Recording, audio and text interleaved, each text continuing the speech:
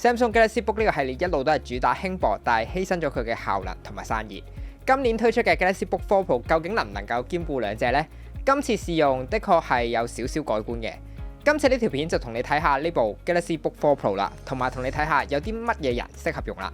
首先，我覺得最出色嘅地方係佢成個設計，佢成部機都係鋁金屬材質嚟嘅，質感好好，同 MacBook 嘅感覺有少少類似。佢呢部機嘅重量雖然就唔算特別輕，有 1.2kg， 但係佢好薄，又冇犧牲到佢嘅熒幕體驗。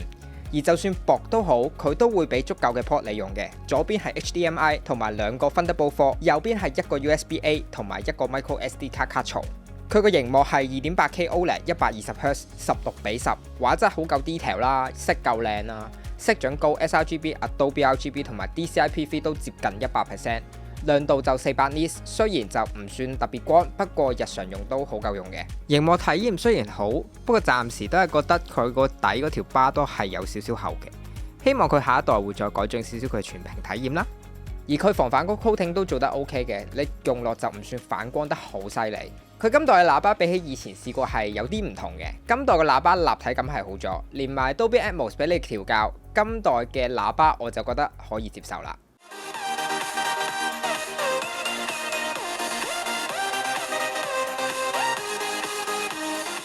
咁跟住就同你睇下佢可以用嚟做乜嘢啦，佢啱做啲咩同埋唔啱做啲乜嘢。佢今代用嘅係 Intel Core Ultra 晶片，我手上呢部係 Intel Core Ultra 7 16GB RAM 嘅 model， 日常基本文書佢絕對夠用嘅，開多少少嘢同埋多工處理其實問題就唔大。基本用 Lightroom 執下相其實都冇大問題，反應都好夠即時嘅，係我覺得開程式嗰下會慢少少，用落就都順嘅。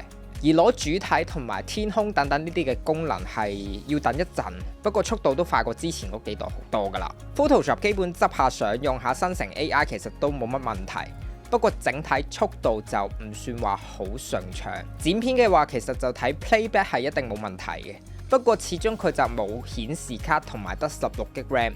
如果你攞嚟剪片做得太多嘢，可能會 crash， 同埋出片嗰陣時會有啲慢，同埋有機會會彈程式，所以我都係唔係太建議用呢部機剪片嘅。至於打機呢，因為今代嘅顯示卡表現比上代好好多，所以你用呢部機係可以打到客機嘅。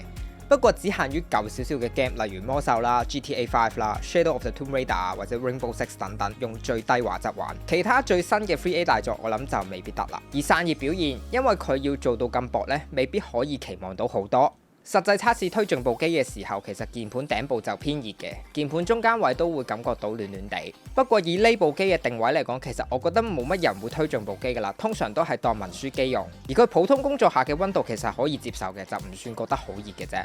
佢亦都唔會好似一啲嘅輕薄機咁樣時不時都會着風扇。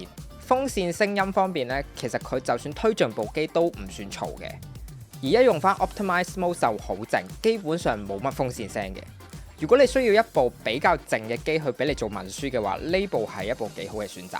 跟住同大家講下有啲乜嘢地方，我覺得用落爭少少嘅嘢。第一樣就係鍵盤手感，我估可能佢要做到呢個厚度，犧牲咗佢嘅鍵盤鍵程，打落去係比較淺嘅。如果打字比較大力嘅人用呢部機就唔算好舒服。咁不過鍵盤呢樣嘢就好睇個人嘅啫。如果你打字唔係好大力嘅話，其實都 OK 嘅。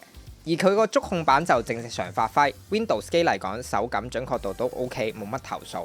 第二樣冇咁中意就可能係軟件啦。由於佢有一大堆 Samsung 嘅軟件，啲軟件其實雖然好用嘅，陣間會再講，但係亦都代表佢需要定期更新，佢就會成日彈出嚟叫你更新啦。嗱 ，Windows 都已經彈得夠多㗎啦，再加埋佢自己嘅軟件彈去叫你更新嘅話，就有少少多啦，我覺得。好，咁跟住咧就同大家講下大家都會關注嘅嘢。第一個就係前鏡頭測試，呢個係 Galaxy Book 4 Pro 嘅前鏡頭測試同埋收音效果。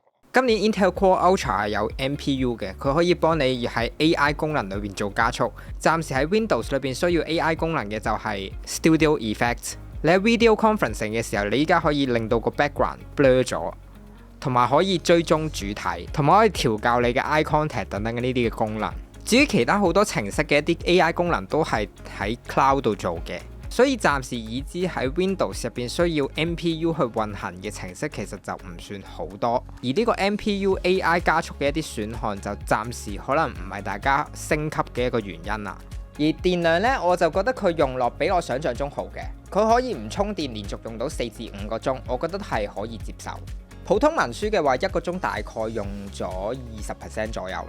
最後值得講下就係佢 Samsung 嘅一啲軟件，呢部分我諗都係其中一個想買呢部機嘅原因，就係佢好多 Samsung 專有嘅一啲功能同埋軟件，例如係自動同步相簿啦，你只要開咗呢個功能嘅話，你就可以直接喺電腦 access 得到 Samsung 手機入邊影咗嘅相。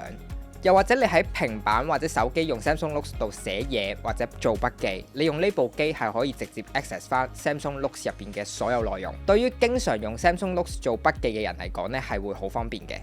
你手機 copy 咗嘢嗰陣時，可以用呢部機直接 paste， 佢會有共用剪貼簿呢個功能。仲有值得講嘅就係 Quick Share 嘅 function， 你可以好快咁樣喺手機裏邊 drop 到啲 files 落去 laptop 度，方便你平時做嘢用嘅。今次同大家試咗呢部 Galaxy Book 4 Pro 啦，整體嚟講我算係幾滿意嘅。佢係一部幾靚仔、幾靜嘅一部文書機。如果你有 Samsung 嘅手機或者係平板用緊嘅時候，佢可以俾你額外嘅一啲 Samsung Ecosystem 嘅一啲體驗。你又會唔會揀呢部機呢？用緊呢部機嘅你又有啲乜嘢可以分享下呢？今次呢條片就係咁多啦。中意我 video 就記得撳個訂閱掣，撳埋隔離鐘仔，有新片嘅時候你就會即刻收到通知㗎啦。我係 Wallace，我哋下次見，拜拜。